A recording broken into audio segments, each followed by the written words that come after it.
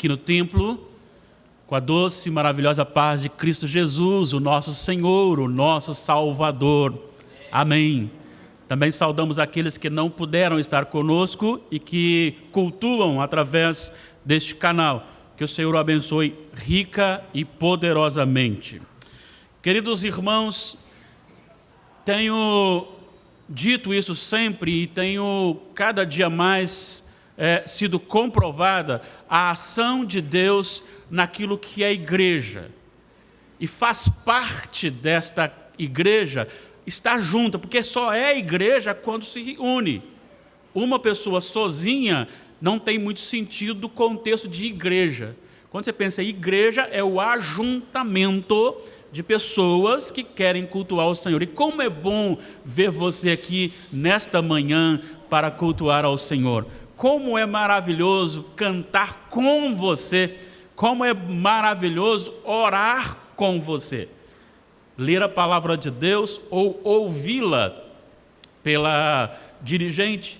Como é maravilhoso isso. E nesta manhã eu quero compartilhar com os irmãos Isaías capítulo 6, versículos 1 a 8. Isaías capítulo 6, versículos 1 a 8. O nosso tema de hoje, quando Deus manifesta a sua glória. Quando Deus manifesta a sua glória é o nosso tema. Isaías 6, 1 a 8. Eu convido os irmãos e as irmãs que puderem a se colocarem em pé para esta leitura. E eu convido a todos para que leiam comigo em uma só voz. Isaías 6, 1 a 8. O título sugerido na nossa edição, a visão de Isaías e o seu chamamento. No ano da morte do rei Uzias, eu vi o Senhor assentado sobre um alto e sublime trono, e as abas de suas vestes enchiam o templo. Vamos ler comigo? Serafins estavam por cima dele, cada um tinha 6 asas, com 2 cobria o rosto, com 2 cobria os seus pés, e com 2 voava, e clamavam uns para os outros, dizendo: Santo, Santo, Santo é o Senhor dos exércitos. Toda a terra está cheia da sua glória. As bases do limiar se moveram à voz do que clamava, e a casa se encheu de fumaça.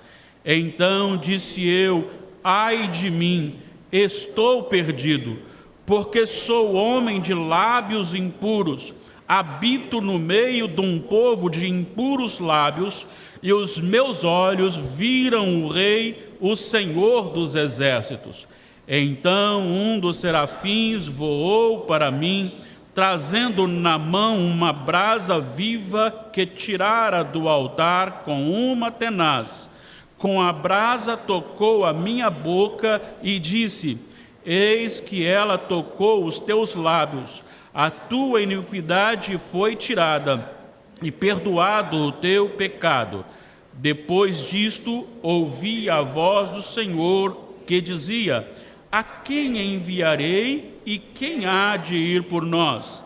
Disse eu: eis-me aqui, envia-me a mim.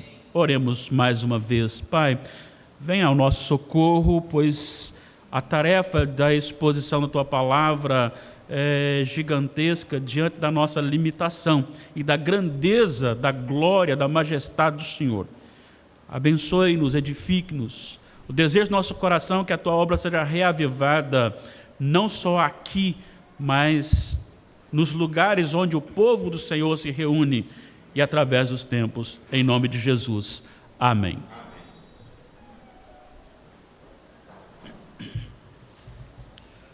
Quando Deus manifesta a sua glória. É muito comum a gente ouvir relatos de pessoas quando participam de um culto mais animado e às vezes verdadeiramente animado pelo Espírito Santo. Não estou entrando na questão se é ou não, mas as pessoas tornou-se muito comum hoje a seguinte expressão: que culto foi este? Que culto foi este? Porque nós medimos muitas vezes a espiritualidade pelo grau da nossa animação, ou pelo envolvimento emocional, que também deve acontecer dentro de um parâmetro da grandeza de Deus. Lógico, quando nós falamos do poder de Deus, da majestade de Deus, quando nós falamos da glória de Deus, da regeneração, da graça, misericórdia de Deus, isso precisa mexer com a nossa emoção, com certeza. Mas não é a nossa emoção que vai medir a questão se o culto foi ou não bom, ou que culto foi esse, no sentido de que neste culto o Espírito Santo desceu, até porque o Espírito Santo habita o nosso coração, e não é num momento simplesmente que acontecerá, a não ser que nós busquemos isso no Senhor.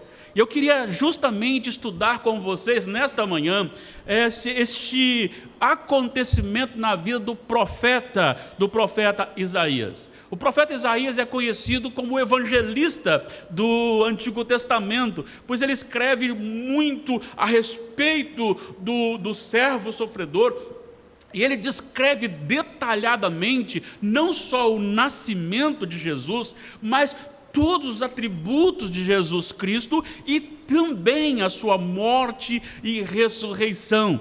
O livro do profeta Isaías, ele é, por alguns, considerado como o evangelho do Antigo Testamento. E ele aqui registra o momento do seu chamamento para o ministério, ou para o ofício profético. E eu queria destacar aqui algumas coisas para identificar no nosso coração o que é realmente a glória de Deus. Tem um teólogo a quem eu respeito muito, e ele questiona até um cântico que nós cantamos: eu vejo a glória do Senhor hoje aqui. Ele questiona algumas coisas da veracidade teológica dessas expressões. No entanto, ele tem sim algumas razões para questionar dentro daquilo que é afirmado, né? Mas também, por outro lado, como a nossa irmã Eliane nos conduziu na leitura, nós não sabemos nem orar como convém, quanto mais cantar como convém, né? E Deus misericordiosamente vai nos conduzindo, vai nos abençoando, vai nos orientando sempre. Então eu queria destacar aqui algumas lições básicas para o nosso crescimento nesta manhã na presença do nosso Deus. Eu queria então, pensando nesse tema, quando Deus manifesta a sua glória, eu queria então destacar a primeira lição. Quando isso acontece, evidencia-se o soberano governo de Deus.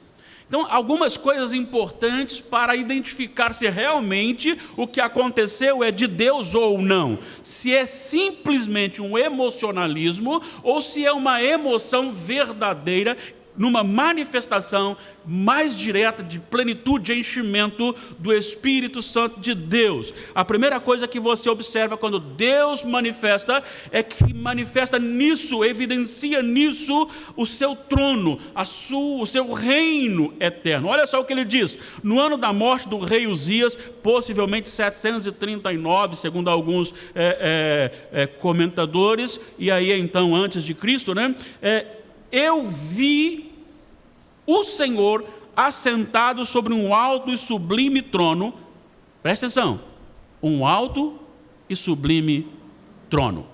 Algumas coisas importantes para a nossa vida, e nós temos um livro que ele é muito lido no meio evangélico e que ele, para mim, não tem nenhuma autoridade. Quando o autor diz que o nome do livro é Bom Dia Espírito Santo, como se o Espírito Santo rebaixasse para o mesmo nível. E ele então estava fazendo barba e de repente o Espírito Santo desceu ali, a glória de Deus manifestou, e ele ficou fazendo barba e conversando com o Espírito Santo. Olha, ele está equivocado, porque se Deus manifestar, com certeza ele ficará aterrorizado se manifestar desta forma.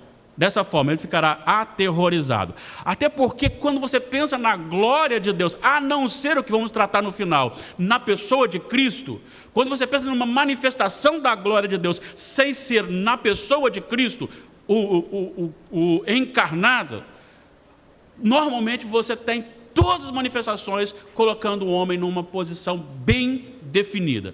Vamos lembrar um pouquinho de Êxodo 34. Êxodo, eu acho que é o 34, acho que antes um pouquinho, o 33, o final do 33 e depois o 34, nós encontramos o seguinte, no versículo 17 em diante de de Êxodo 33, Moisés pede a Deus para ver a sua face. E o Senhor então fala para ele: olha, você não pode ver a minha face. Eu farei com você o seguinte: prepara então mais 2 tábuas, porque quebrou as primeiras, e eu passarei por você, colocarei você numa fenda de pedra, cobrirei você com a minha mão, depois você me verá pelas costas. E quando então, no capítulo 34, que isso acontece, Moisés, ao contemplar Deus pelas costas, ou seja, resquícios da glória de Deus, olha só o que ele disse, capítulo 34, 5, 6 e 7. Tendo o Senhor descido na nuvem, ali esteve junto dele e proclamou o nome do Senhor. E passando o Senhor por diante dele, clamou: Senhor, Senhor Deus, compassivo, clemente, longânimo e grande em misericórdia e fidelidade, que guarda a misericórdia em 1000 gerações, que perdoa a iniquidade, a transgressão e o pecado, ainda que não inocente ou culpado, e visita a iniquidade dos pais dos filhos e dos filhos dos filhos, até a 3ª e 4ª geração. E imediatamente, versículo 8, curvando-se Moisés para a terra, o adorou. Quando Deus manifesta a sua glória, assim como manifestou no contexto de Isaías, sem ser na pessoa de Cristo encarnado, isso significa que o homem não consegue olhar a glória, a face de Deus e ficar simplesmente fazendo ou continuar fazendo o que estava fazendo. Pelo contrário, a primeira coisa que ele vai ver é justamente esse governo soberano de Deus. E é interessante porque o Salmo 99, ele vai dizer: reina o Senhor. O salmista tinha consciência disso.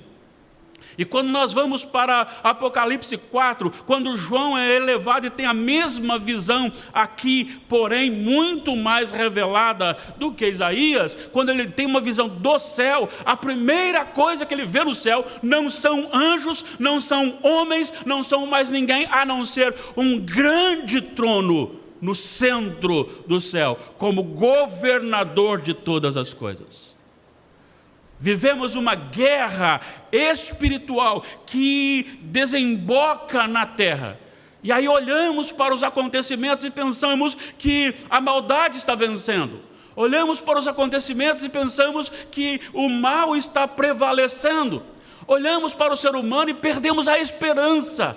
Mas nós, como igreja, não perdemos a esperança, porque Deus continua no trono da história, Deus continua no trono do universo, Deus continua reinando. Ele elege quem Ele quer, Ele não elege quem Ele quer, Ele condiciona quem Ele quer, Ele usa de misericórdia com quem Ele quer, Ele usa juízo sobre quem Ele quer. Ele é o Rei Supremo. Meus irmãos, não temam. É claro, exerça a sua responsabilidade de cidadão, como cristão, mas não tema os acontecimentos. O Senhor tem domínio sobre a sua vida, o Senhor tem domínio sobre os maiores e os menores detalhes. O Senhor tem domínio, e para o Senhor, como tenho falado em outras oportunidades, não existe diferença numa simples gripe ou num câncer no estado terminal. Para Deus não há milagre, milagre é para nós, mas para Deus não, porque Deus tem domínio, Ele é o Senhor, Ele é o Senhor. Meus queridos, como nós temos uma visão errada da glória de Deus, e nós pensamos que a glória de Deus é só um movimento, mas a primeira coisa, o primeiro resultado da manifestação da glória de Deus, é que nós entendemos que Ele reina soberanamente. A segunda lição é que quando Deus manifesta a sua glória, Ele traz ao nosso conhecimento a sua plenitude. E é muito interessante observar isso aqui, porque nós temos no final do versículo 1 e no versículo 4 as expressões. Presta atenção no final do versículo 1. E as abas de suas vestes enchiam o templo. Versículo 4, parte B. E a casa se encheu de fumaça. Essa plenitude de Deus, ela está em todos os ângulos, em todos os aspectos. Deus não foi criado, Deus não foi estabelecido, Ele não veio à existência. Deus criou do não criado. Deus é a causa de todas as coisas.デé pleno em tudo, nada foge do Senhor, porque assim como Ele reina neste domínio, nesse governo, é um governo pleno. Deus preenche todos os espaços que possa existir. A ciência fala do buraco negro. Para Deus não existe um local em que Ele não possa estar. Ele é onipresente, Ele está presente em todo lugar. Sabe qual é a beleza disso? Nós estamos aqui cultuando a Deus em português, enquanto a igreja na Coreia do Norte está glorificando ao Senhor. Ele está todo aqui e Ele está todo lá. Ele está agora numa tribo onde não temos acesso com facilidade, e da simplicidade, talvez não tenha uma transmissão, e talvez não tenha um instrumento como nós temos, mas talvez apenas um tambor, e lá estão batendo o tambor, louvando a Deus, e Deus está todo ali sendo glorificado. E Deus é capaz de encher poderosamente tudo em nós, e vem como resultado da glória de Deus, da manifestação da glória. Primeiro eu vejo o governo soberano, depois eu vejo a plenitude de Deus. Quando eu falo de plenitude de Deus, eu falo que nada foge ao seu controle. Gálatas 4:4, na plenitude do tempo, enviou Deus o seu Filho para resgatar os que estavam debaixo da lei. O homem se rebela, o homem se levanta, o homem é problema, mas esse problema que o homem ele não está fora do controle de Deus. Basta Deus colocar o dedo no coração do pior homem do mundo e ele se derrete na presença de Deus. Deus é pleno, Ele está todo em todo lugar. O salmista no Salmo 139, ele exclama: para onde fugirei da tua presença? Se subo aos céus, lá estás. Se faço a minha cama no mais profundo abismo, lá estás também. Se tomo as asas da alvorada e me detenho nos confins dos mares, ainda lá me haverá de guiar a tua mão. As trevas se tornam luz, porque não há local em que Deus não esteja, que não saiba e que não possa. Deus é pleno. Quando Deus manifesta a sua glória, com isso então nos é evidenciado o seu governo soberano, nos é demonstrada a sua plenitude, mas também a sua santidade. Eu tenho temido muito a igreja atual. Com a irreverência diante do Todo-Poderoso. Irmãos e irmãs, sim, nós temos intimidade. Sim, o Espírito Santo habita o nosso coração. Sim, Ele nos regenerou. Sim, Ele nos fala que podemos chamar Deus de Pai. E Ele nos condiciona isso. Sim, mas nós não podemos perder de vista que Deus é santo. E às vezes nós cultuamos a Deus com total irreverência. Às vezes nós paramos muito mais quando nós estamos cantando, louvando, do que quando está lendo a palavra de Deus, ou quando está pregando a palavra de Deus. Às vezes nós temos muito mais respeito com uma autoridade humana do que com a santidade de Deus. Vamos lembrar aqui, serafins estavam por cima dele, ou junto dele, ou do lado dele, algumas traduções ali do lado dele. Cada um tinha 6 asas, com 2 cobria o rosto, com 2 cobria os seus pés, e com 2 voava. O que ele está dizendo aqui é que quando ele diz santo, santo, santo é o Senhor, mas também na sua ação há uma reverência diante do Deus Todo-Poderoso. Irmãos, nós não temos noção do que Deus é capaz de fazer na sua ira. Nós não experimentamos nada ainda de uma ira de Deus manifestada sobre nós. E às vezes nós caímos diante de ações que acontecem, poucas no Brasil, quando deslizamentos são tomados, quando coisas acontecem, e aí então nós achamos que isso é culpa do homem, porque o homem não fez isso, o homem não fez... Sim, ele foi instrumento, mas é Deus ministrando a sua ira, e a ira de Deus é algo terrível. O autor aos Hebreus, que eu particularmente penso ser com grande probabilidade o próprio Paulo, ele vai dizer o seguinte: horrível coisa é cair na mão do Deus irado. Lembra de Apocalipse 6, o finalzinho? No último dia, aqueles condenados pedirão, para que as ilhas caiam sobre eles, porque vai dizer assim: é insuportável olhar para a ira, para a face de Deus e para a ira do Cordeiro. Deus é santo e nós esquecemos disso. Nós esquecemos que os filhos de Arão ofereceram fogo estranho e foram eliminados. Nós esquecemos e que o próprio Deus ordenou que Moisés fosse até Arão e dissesse: não chore os seus filhos, porque eu requererei a minha santidade de todos aqueles que se aproximam de mim. Aqueles que se rebelaram contra Moisés, a terra se abriu e engoliu os vivos. Uzá, quando fez algo que não era para ele fazer, e ele deveria ter consciência disso, quando o boi tropeçou, a arca foi cair, ele tentou segurar a arca, ele foi eliminado, e aí nós assustamos com isso, porque nós somos hipócritas. Nós queremos que Deus seja gracioso, que Deus seja misericordioso, mas nós mesmos não sabemos nem relacionarmos uns com os outros. Mas Deus tem sim pingado a sua ira de tempo em tempo, de lugar em lugar, para mostrar que um dia a sua ira virá, porque Deus é santo. Ele não se relaciona amigavelmente com o pecado. Isaías 59, o que diz?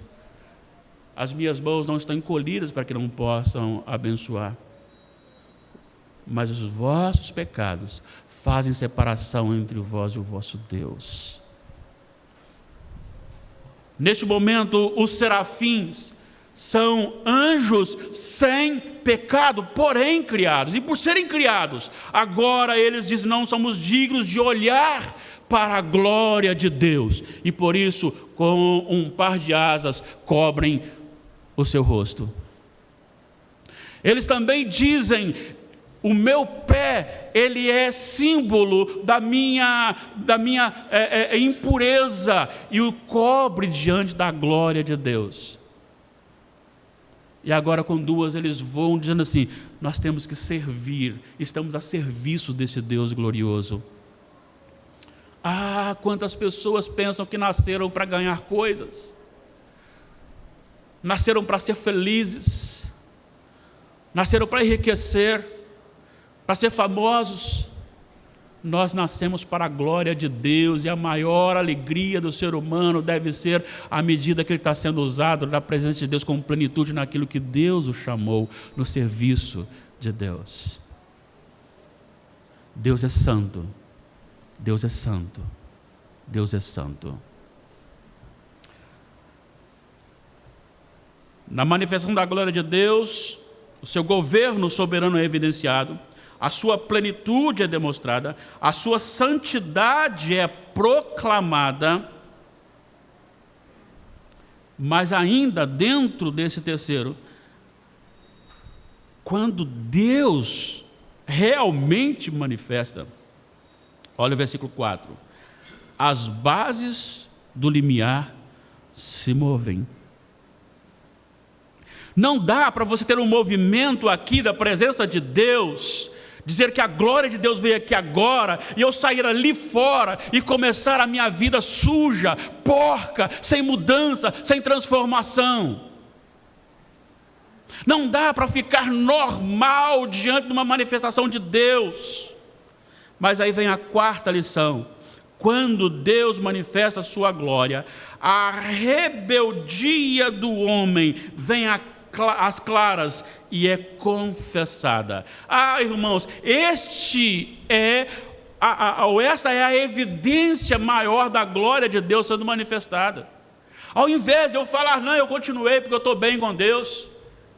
Ah, não, está tudo bem. Não, quando Deus manifesta a sua glória, cabe a todos nós, e a única coisa que cabe a nós é dizer, ai de mim.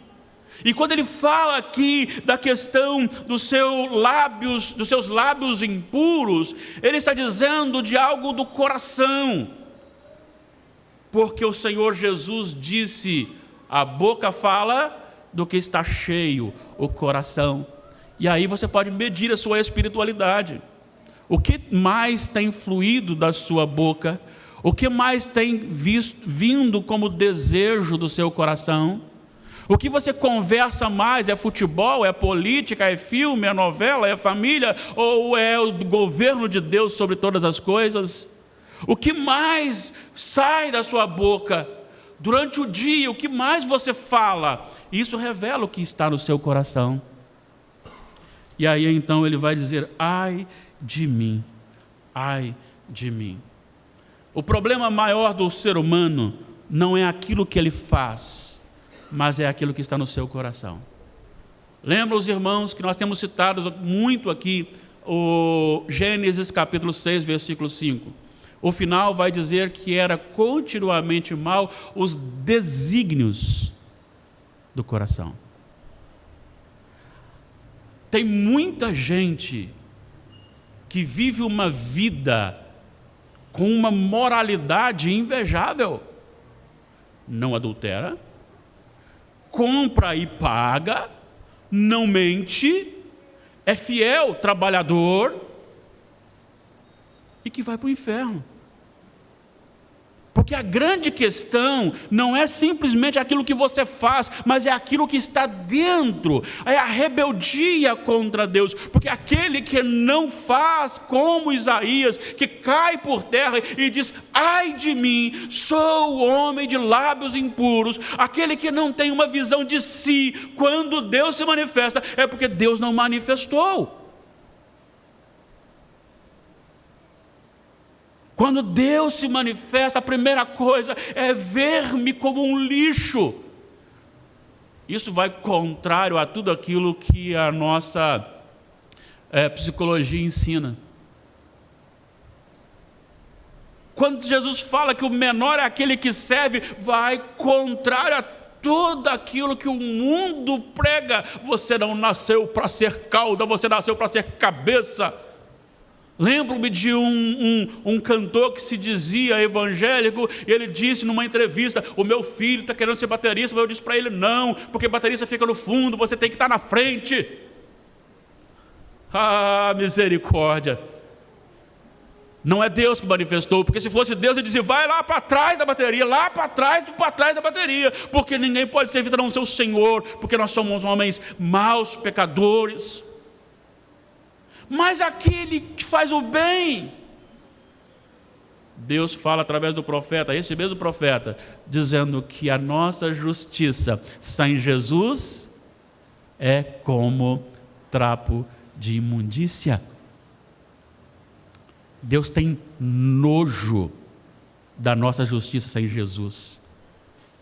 A grande questão é que eu preciso olhar que houve uma rebeldia contra Deus. É por isso que as pessoas têm muito medo da doutrina da eleição. É por isso que a doutrina da eleição e predestinação, ela é tão rejeitada, porque a doutrina da eleição e da predestinação, ela anula qualquer possibilidade humana de em si mesmo tomar alguma decisão. Ele responde, sim. Ele aceita Jesus? Sim. Mas depois de ter sido transformado pelo Espírito Santo de Deus. E esta beleza agora vem então nessa outra lição, na quinta lição, que quando Deus manifesta a sua glória, e é então o seu governo é evidenciado, a sua plenitude demonstrada, a sua santidade proclamada em adoração, e a rebeldia do homem confessada, a purificação efetivada. E é interessante observar aqui, irmãos, que não tem nenhuma ação de Isaías. Todas as ações vêm do Senhor, vêm do céu, vêm do trono. E quando ele diz, ai de mim, diante da glória de Deus, e quando ele diz, ai, pobre de mim, pobre daqueles que estão comigo, o serafim vai lá e pega uma brasa. De onde? Interessante, porque não diz aqui Isaías, a partir de agora eu tenho que orar mais, tenho que ler mais a Bíblia, tenho que ir mais à igreja, tenho que fazer isso ou aquilo. Ele diz, ai de mim, eu não consigo. E aí então a iniciativa é do trono de Deus. A iniciativa é algo que vem do Senhor, desse trono que governa. Olha só o que diz então o versículo 6. Então um dos serafins voou para mim, trazendo na mão uma brasa viva que tirara do altar. Só pode haver purificação, só pode haver mudança, só pode haver regeneração quando vem do altar de Deus. Eu posso até convencê-los por um momento na emoção, no meu argumento, mas será um convencimento que durará apenas a primeira oportunidade do seu pecado. Mas quando a conversão vem do Senhor, quando a brasa é tirada do altar de Deus e é colocada para queimar o nosso coração, veja bem, irmãos, não existe proposta de alívio de sofrimento, porque brasa viva queima. E as nossas impurezas precisam ser queimadas. Por isso é a dificuldade que nós temos de lidar conosco mesmo. Nós gostamos de dizer assim, eu fiz, eu cantei, eu preguei, eu orei, eu fui, eu fiz. Lembro-me de ouvir muito, quantas almas você já ganhou para Jesus? Amados irmãos, você precisa sim perguntar, para quantas pessoas eu falei de Jesus? Para quantas pessoas eu preguei? Para quantas pessoas? Porque se Deus não tirar uma brasa viva do altar e levar lá naquele coração a quem você está pregando o Evangelho, não há conversão. É de Deus, o trono é de Deus, a plenitude é de Deus, a santidade é de Deus, a glória que revela a sua e a minha pecaminosidade é de Deus. E a purificação efetivada, a conversão, a transformação é de Deus. Isso, irmãos, pelo contrário, deveria nos colocar então muito mais da presença de Deus. Sabe por quê? Porque não existe nenhum coração que esteja condenado à perdição eterna pelo grau da sua corrupção. E às vezes olhamos e pensamos, aquele não tem mais jeito. Mas não depende de mim nem de você. A conversão dele depende da brasa viva do altar, depende do Espírito Santo entrar no seu coração. Sabe aquele parente seu, aquele seu irmão, sua irmã, seu pai, sua mãe, seu filho, seu tio, seu amigo, que você tem orado muito por ele, para a conversão dele, e ele continua no pecado? Não perca a esperança, porque Deus pode. É só Deus determinar que aconteça e acontecerá. Deus pode agir e purificar uma vida. Isso é de Deus, e quando a glória de Deus é manifestada, então o seu trono é evidenciado, a sua plenitude demonstrada, a sua santidade proclamada, a sua glória revela a pecaminosidade do homem, e a purificação é efetivada. Em sexto lugar, quando Deus realmente manifesta a sua glória, nós não conseguimos mais parar, nos colocando à disposição do Senhor, mesmo sabendo da nossa limitação. Eis-me aqui, envia-me a mim. Interessante que ele não perguntou para Deus assim, o que tem para fazer hoje? Você foi chamado para ser missionário em Porto Seguro, Você foi chamado para ser missionário, também pode ser, tá, irmão? Não é contrário, não. Eu estou dizendo no sentido de... Ele não perguntou para onde, o que era para fazer. Ele disse assim, eis-me aqui. Ou seja, onde quer que me enviares, irei. Como consequência, resultado da manifestação da glória de Deus. Ah, meu amado irmão, minha amada irmã, quantas vezes nós queremos ser enviados pelo Senhor para a África e nós não falamos de Jesus nem para o nosso vizinho. Talvez a nossa casa, ela tem sido um local em que o nome do Senhor Jesus não tem sido glorificado.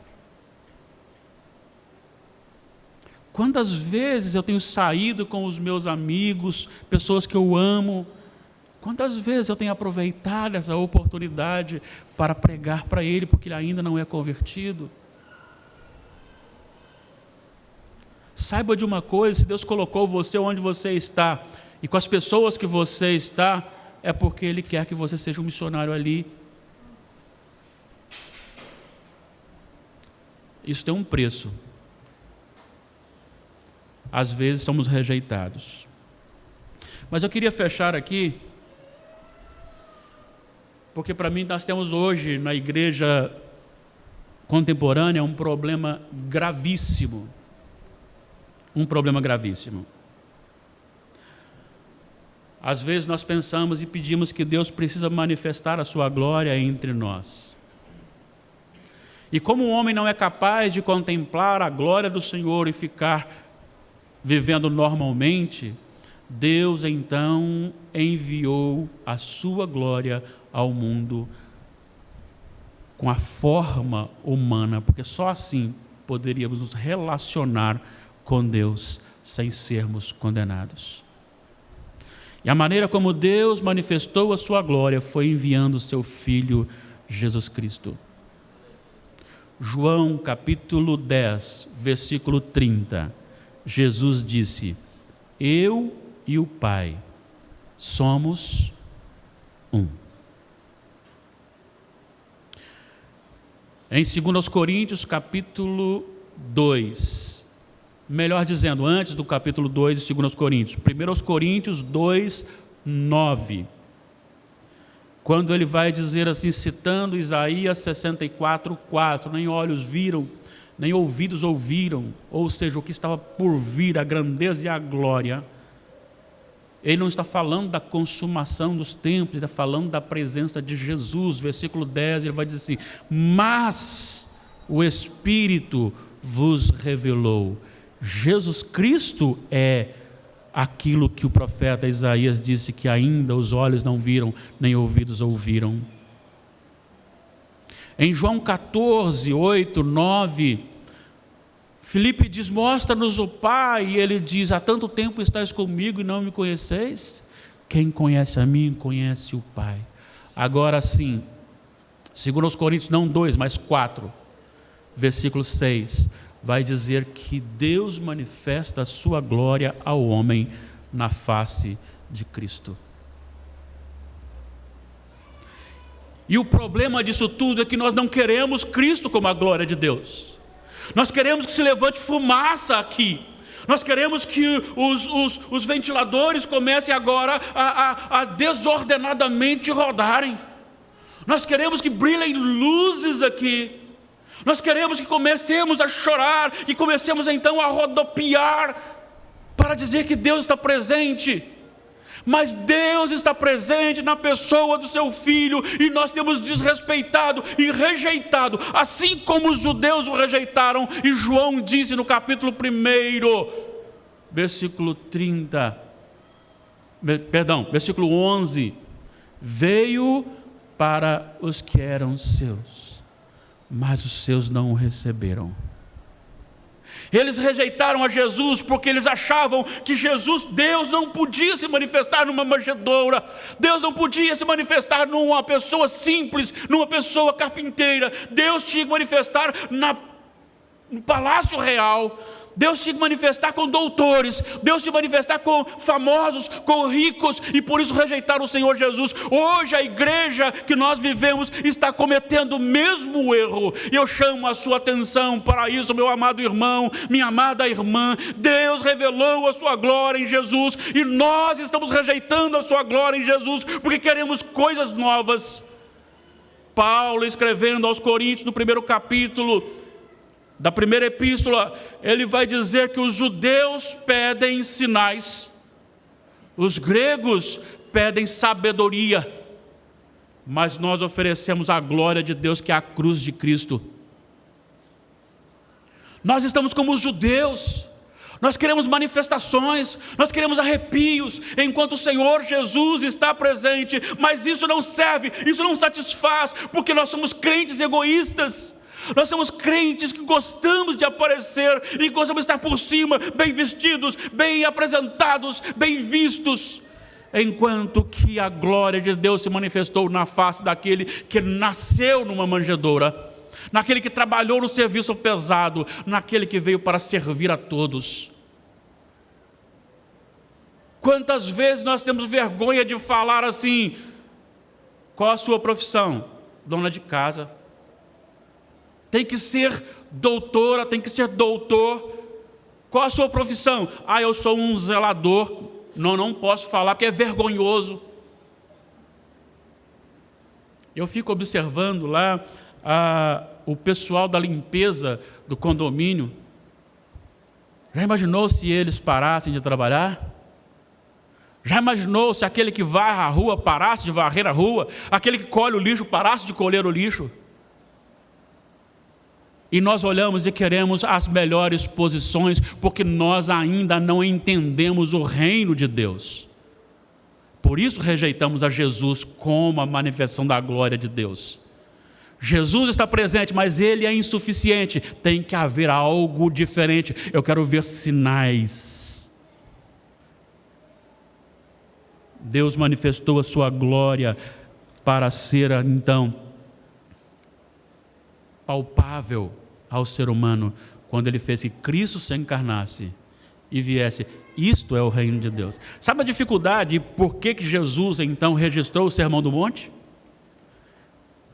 Foi para mostrar aos judeus, e também a nós, lógico, o que é realmente o princípio, o caráter da lei.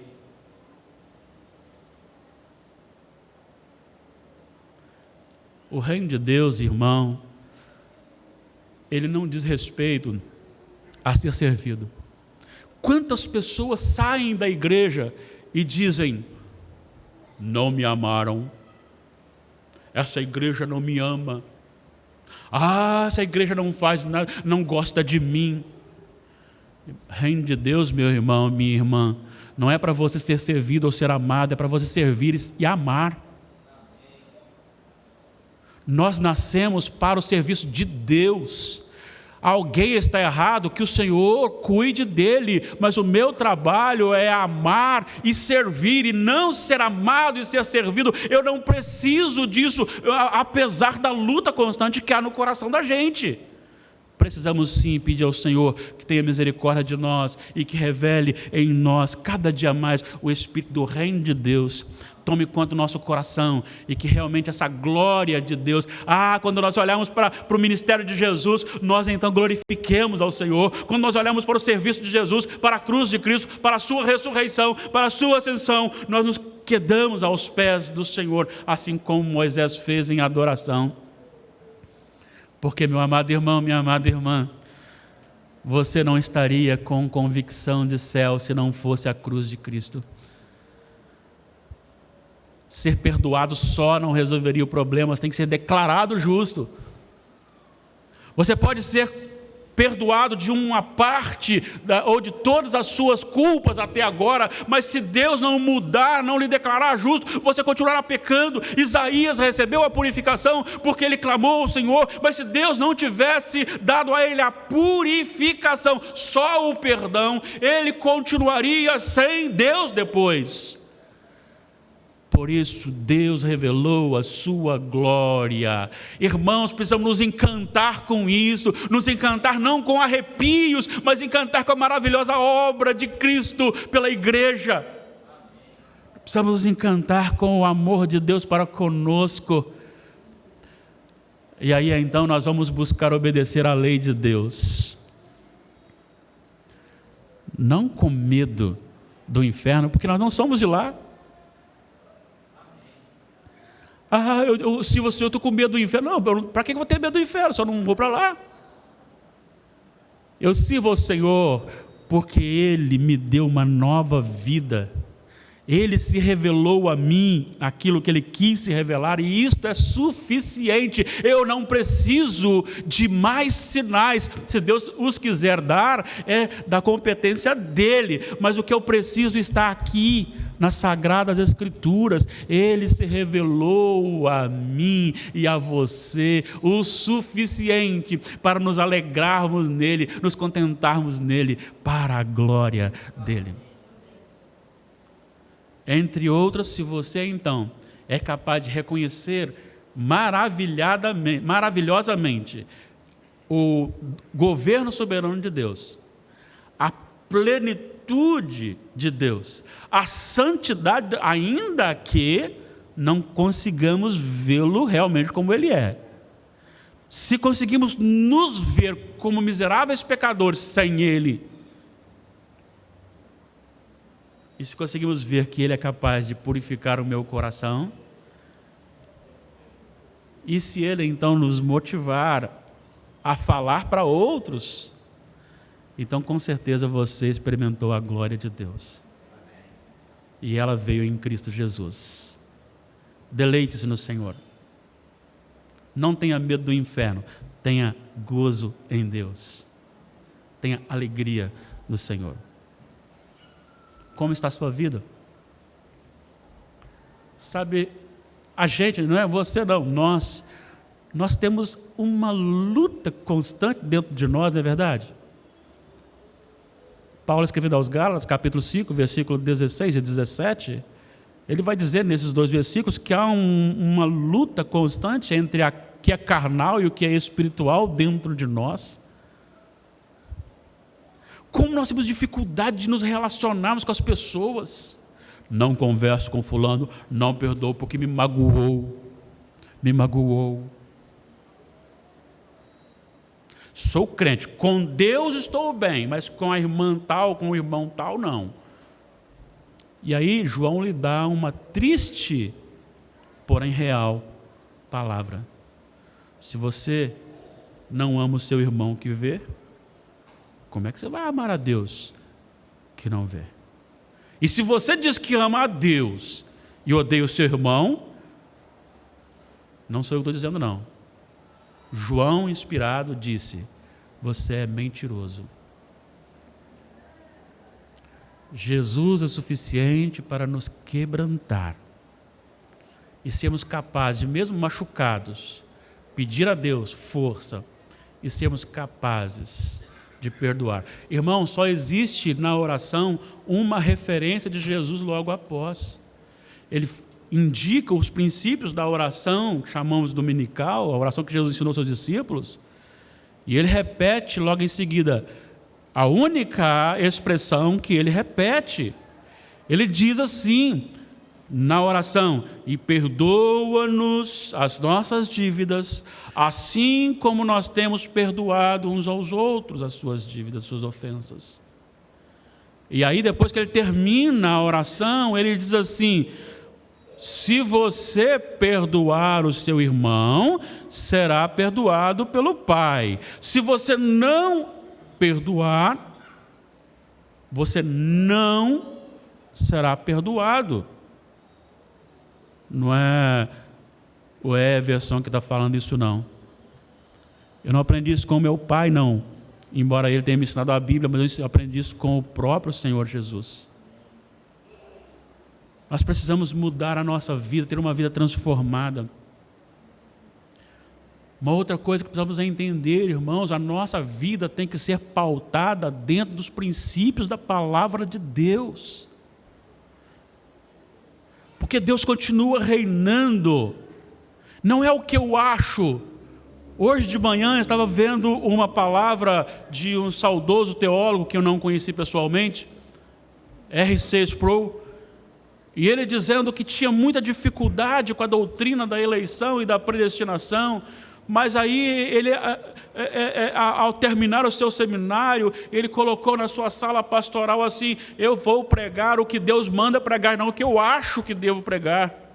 Então isso facilitou para que ele entendesse, e o Espírito Santo então lhe revelou a doutrina da eleição.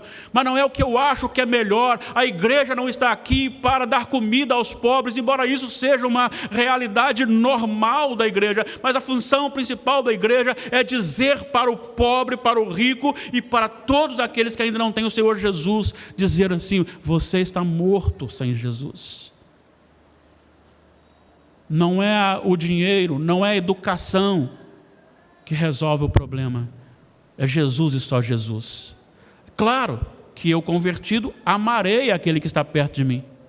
Eu convertido, eu usarei de benefícios para aqueles que precisam. Mas isso é a natureza da igreja, não é a função da igreja, é a natureza da igreja. A função principal é proclamar o Evangelho do Senhor Jesus, porque não adianta nem nada eu fazer com que aquele que está raquiticamente morrendo de fome torne-se um homem bem fisicamente, até não por que não dizer até para o lado de um pouquinho do excesso da gordura, morrer e ir para o inferno cheio de comida.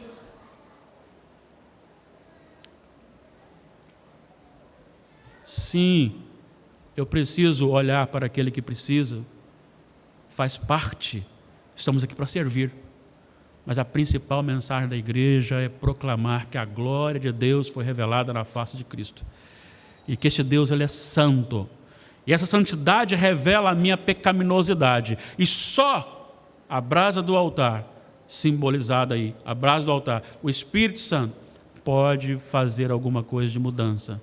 Então, eu contemplo a plenitude de Deus e o seu governo soberano. Foi eleito na cidade tal, o partido tal. Deus está no controle. Se Ele permitiu e deixou eleger alguém cujos princípios ferem a palavra de Deus, é porque Ele está deixando o homem a sua própria paixão, a sua própria vontade e a sua própria depravação mental. É porque o homem tem se distanciado do Senhor. Se o Senhor elegeu alguém que prima pelos princípios da palavra, é porque Ele ainda mantém alguém sob o seu governo. Deus está no governo. E Ele vê e sabe e está em todo lugar. Glórias sejam dadas a Ele. Coloquemos em pé.